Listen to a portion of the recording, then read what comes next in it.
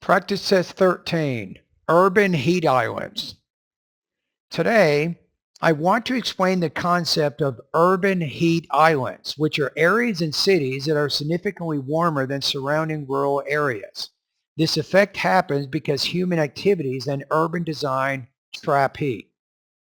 The first cause is building materials.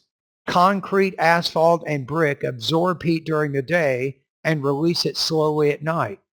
Unlike forests or fields, these materials prevent cooling, making cities warmer.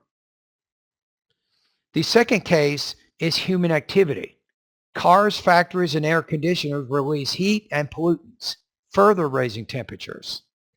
Let me provide two examples.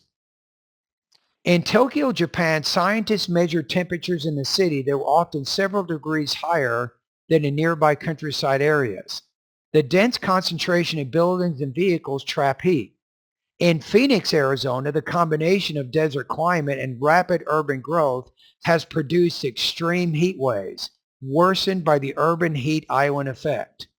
These examples show how urban planning and human activity intensify city temperatures. The professor explains urban heat islands.